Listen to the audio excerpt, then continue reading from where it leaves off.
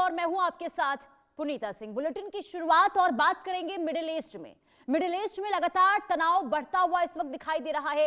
Iran और America और साथ ही साथ इजराइल के बीच में एक बार फिर से स्थिति चुनौतीपूर्ण बनती हुई दिखाई दे रही है। लेकिन इसी बीच डोनाल्ड ट्रंप की ओर से एक बार फिर ऐसा बयान दिया गया जिसे लेकर यह माना जा रहा है कि हालात और ज्यादा खराब होते हुए दिखाई देंगे। देखिए, राष्ट्रपति डोनाल्ड ट्रंप ने एक बड़ा दावा कर पूरी दुनिया का ध्यान अपनी ओर खींच लिया है।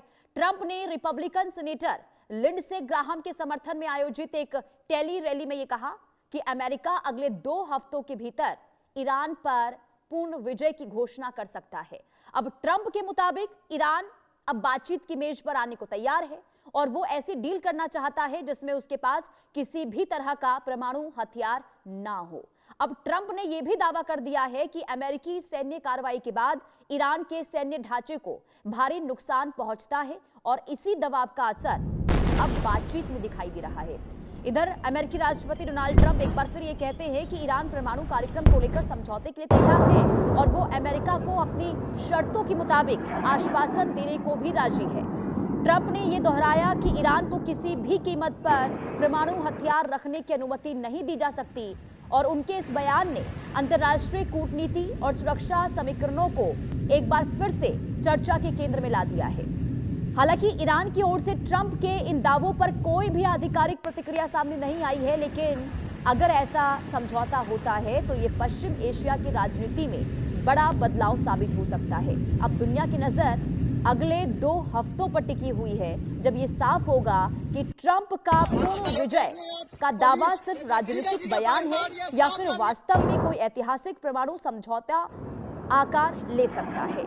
यानी कि एक तरफ देखिए, लगातार ये माना जा रहा है कि फिर से युद्ध की शुरुआत हो सकती है क्योंकि ईरान लगातार बमबारी करता हुआ नजर आ रहा है। इजराइल पर किया गया, इसके बाद इजराइल की ओर से पलटवार किया गया और अब जब राष्ट्रपति डोनाल्ड ट्रंप की ओर से यह दावा किया गया कि 2 हफ्तों के भीतर पूर्ण विजय कर लिया जाएगा ईरान पर, तो ऐसे में माना जा रहा है कि आगे क्या रणनीति हो सकती है डोनाल्ड ट्रंप की। क्या यह सीधे तौर पर प्रेशर पॉलिटिक्स यहां पर करने की कोशिश हो रही है या फिर कुछ और रणनीति के तहत आगे बढ़ना चाहते हैं डोनाल्ड ट्रंप?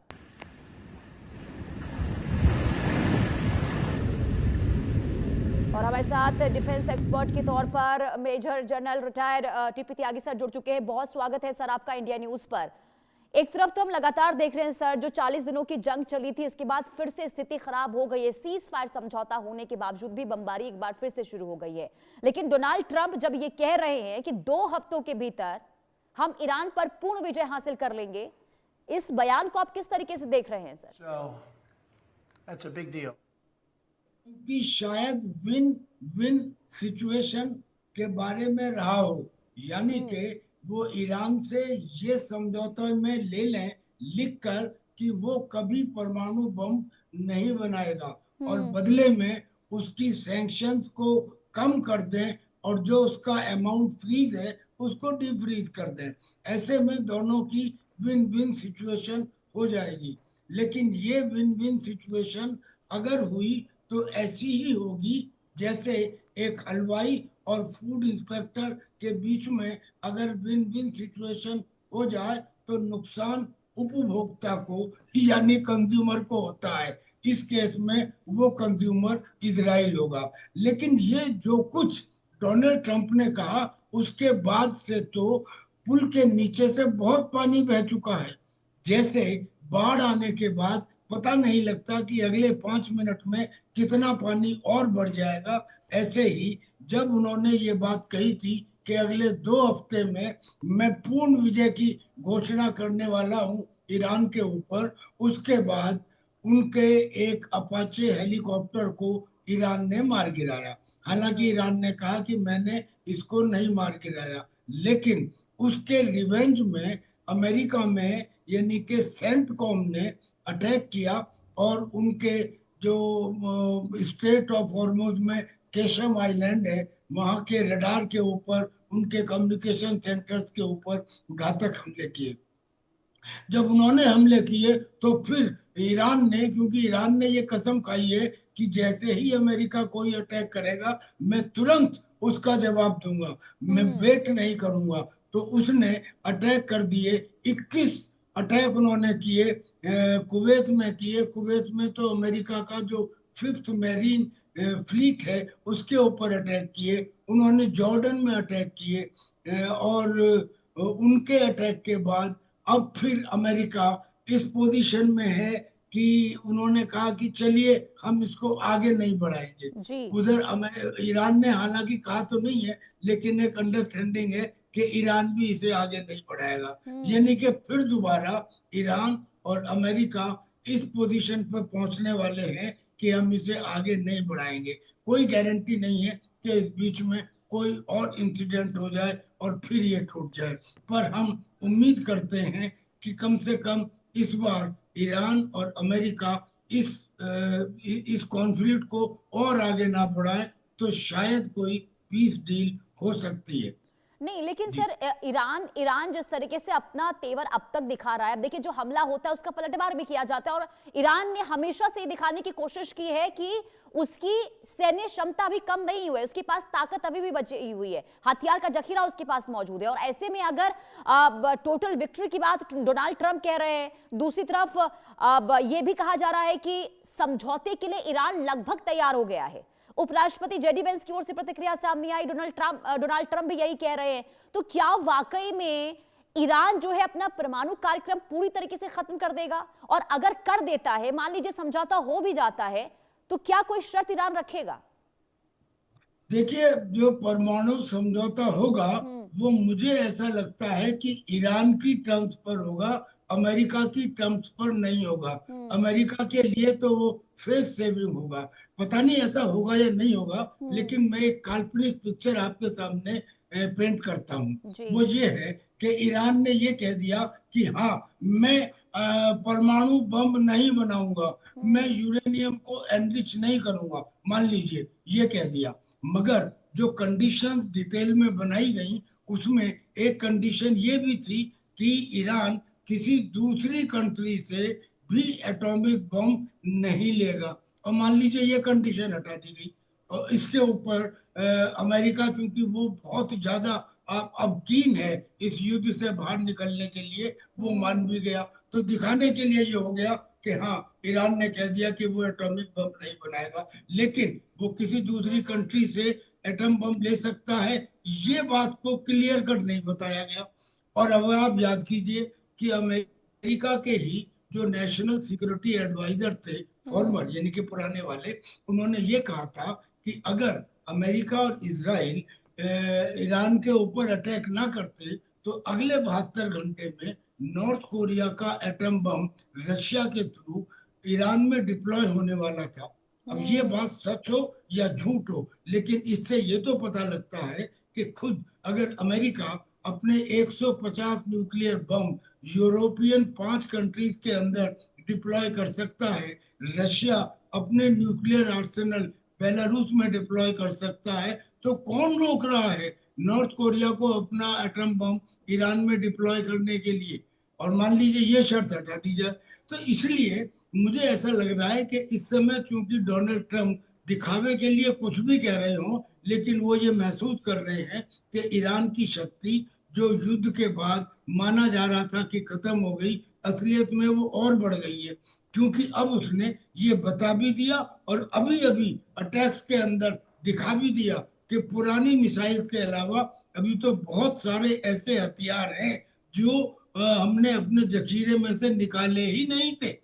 यानी कि अभी एक अदृश्य ताकत ईरान की तरफ से ऐसी है जो अब तक दिखाई नहीं गई थी। यानी कि उसमें उनकी उस किस्म की मिसाइल जो जिनका वार हेड पहले तो एटमॉस्फेयर से स्पेस में जाता है, फिर स्पेस से वापस आता है, फिर मैन्यूवर करता है, और मैन्यूवर करते हुए फिर अटैक करता है। कमाल की, मतलब this is manoeuvrable return vehicle.